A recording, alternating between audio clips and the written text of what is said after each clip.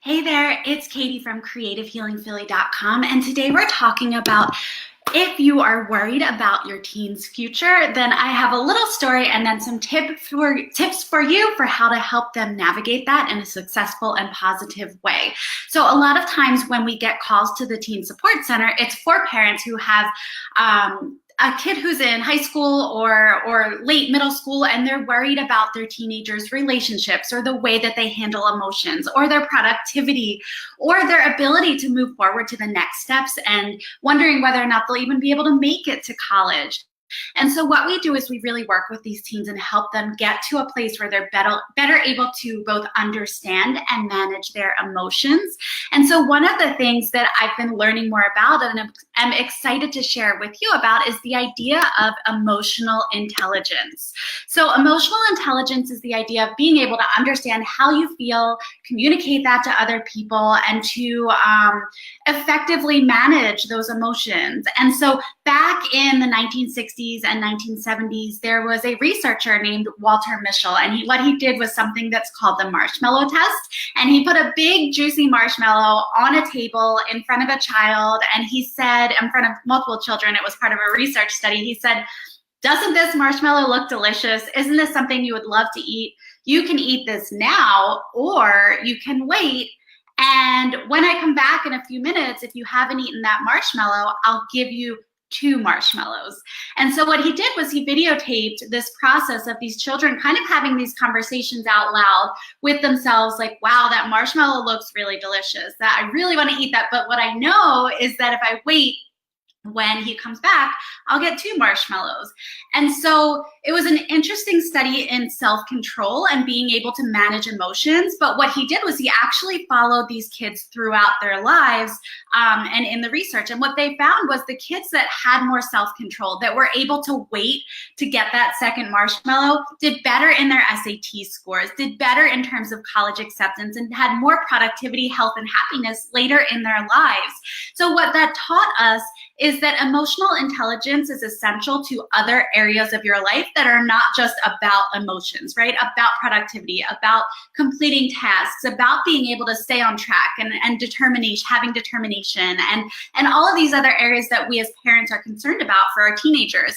So what this means for you as a parent is helping your child become emotionally intelligent starts with validation and being able to be your child or your teen's emotion coach, right? So what I wanted to talk to you about today was 3 tips to get you started, 3 steps to getting started in validating your teen so that you could help them raise their emotional intelligence, their EQ, as opposed to their IQ, so that they can be happier, healthier, more successful in their lives, higher SAT scores, get them to the college of choice, or whatever that next step is in their life. So validation is essential for emotional intelligence. That's what I have on the screen right now.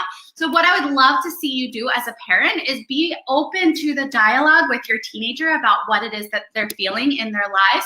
And that first step, before you give advice, before you tell them what you think that they should do, is just saying, thank you for letting me know. Thank you for trusting me with this information. Thanks for coming to me with this. You want to really begin to reinforce, hey, I want to hear from you. I want to hold this space and be able to listen to what it is that you need to tell me. So thank you for letting me know. And that's an essential first step in reinforcing for your teen that they can come to you when something is wrong. The next step, again, is so important. Repeat back to your teen what you heard them say in your own words. So if they came to you and said, I'm feeling really sad right now because I had an argument with my friend and I'm worried that they don't like me. Now, the truth is they're probably not going to be as articulate as that without practice first and without trusting that they can come to you with this information. So this will evolve and become it will flow better over time. But what you would then do is repeat back to them, sounds like you're really struggling right now, that you're having an argument with a friend and that it's not making you feel too good. And so what you're doing is letting them know that you heard them. You're slowing down the conversation. You're saying, I hear you, I see you, I'm here with you. And you're repeating back what you heard them say so that they know that they are heard and they feel heard. The last step in that validation is to be able to say, I can understand why you feel that way because. This is the critical key to validation, is saying, hey, I understand that you feel that way because your friends are really important to you, and it hurts when a friend doesn't respond in the way that you want them to.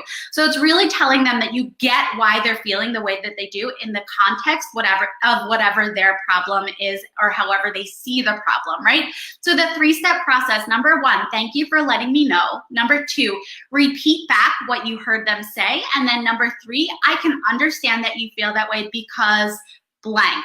Now, a few important things to consider. Validation does not mean that you condone with the behavior or that you agree with them, okay? First, you just want to say, I understand why you feel the way you do, and you want to help them feel heard. From that point, if you feel like there's some advice that you can give, or if you feel like you're not in agreement with the behavior that comes from that, you can say, are you open to a suggestion? Would you like to hear how I see it differently? And you also have to be okay with them saying, no, I don't want to hear that from you.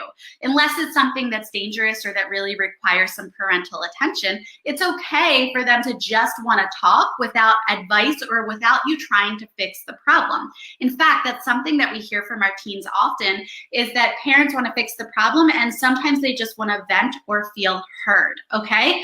So what I would love to see you as parents do is practice validating teen behavior, being open to listening and validating without trying to fix or change, because that is that first step in both building trust and connection with your teen, but also building emotional intelligence so that your teen can begin to understand better how they feel and better manage it for themselves. You know, it's not about you fixing it, but about them understanding it and regulating it better.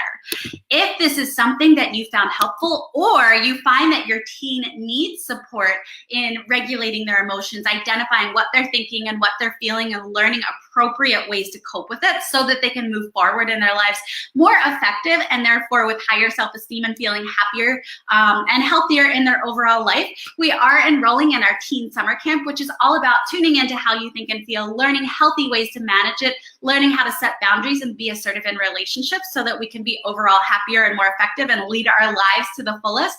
There are 3 spaces left in our teen summer camp. What you can do is go ahead and visit creativehealingphilly.com/summer-camp, and we'd love to connect with you and explore this as an option for your teen. Thank you. Have a good day, and I look forward to talking to you soon.